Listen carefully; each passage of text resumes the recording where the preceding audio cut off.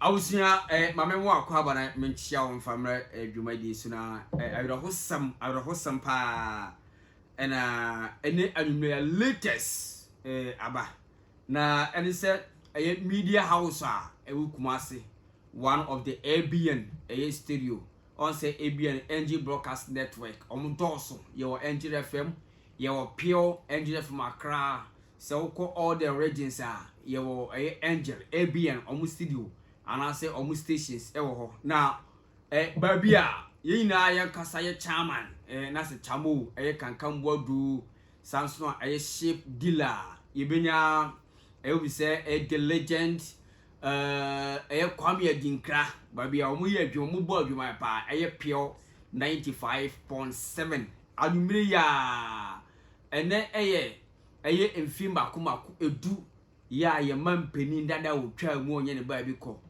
John Ivan Fifi Atamis on the 24th of July the year 2012 and onye ne ba bi ko ene ya nso ene market 10 good years but ene na ye na ye celebrate ye di ayoho ye former president na the latest na abetome ye dia ayoho ye pass CC ano pure 95.7 FM ye ewo patase yenti asem de se ejatum ama studio no dwerebe nyina ahye it empire for say immediate effect suspension ama suspending all the programs ya omuye na ewo pure FM it CC na asem kese ya abaro no na say radio stations the moment ya ejabetom no especially ewo studio because the studio no moreover no ye de foam ena emodi ena ehye studio nti se jetom a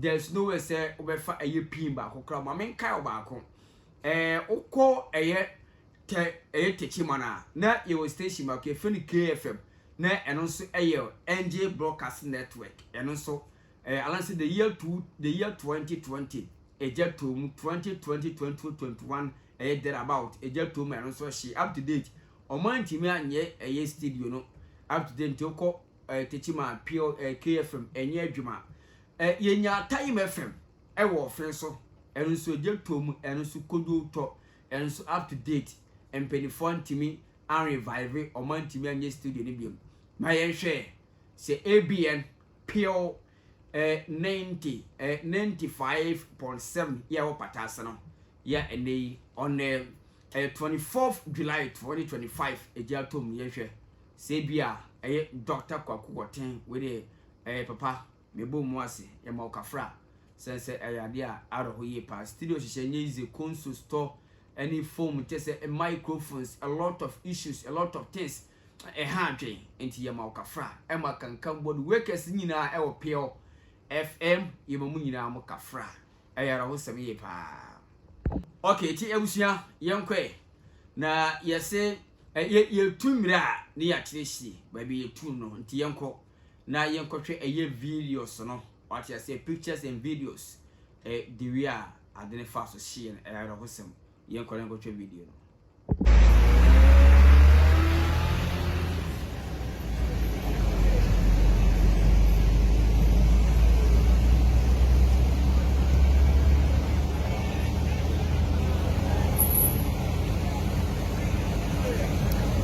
the Son of the living God.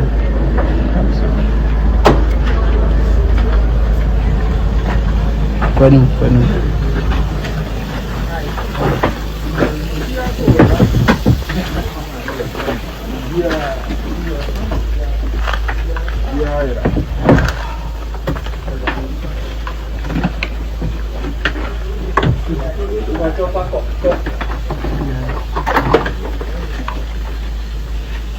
Money. Yeah.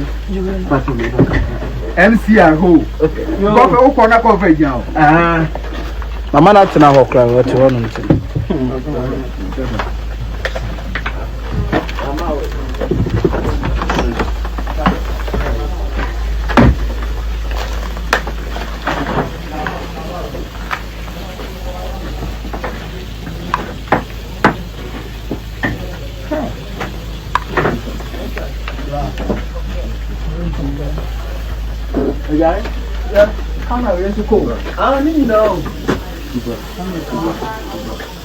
Benani, come as in a benani.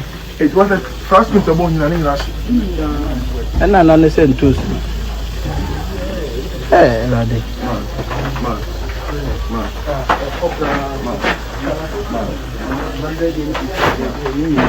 The son of the living God.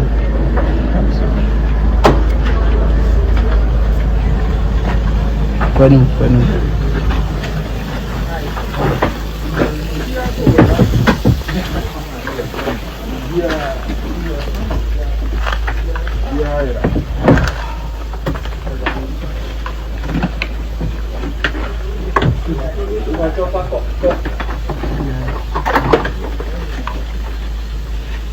Money. Yeah. The son of the living God.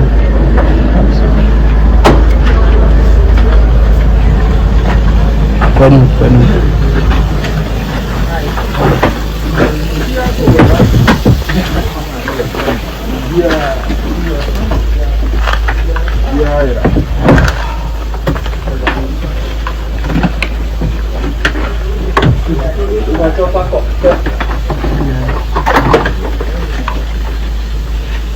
Money. Yeah. MC and who? Okay. You go for Ekuonaba coverage now. Mama not na ho kra what you want to.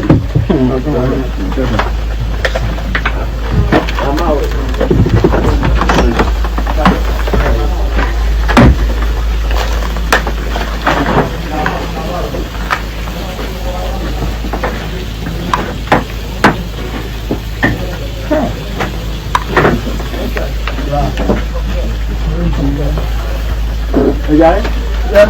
Come on, let's go. I need know. Benani, come as in a benani. It was the first winter born in English.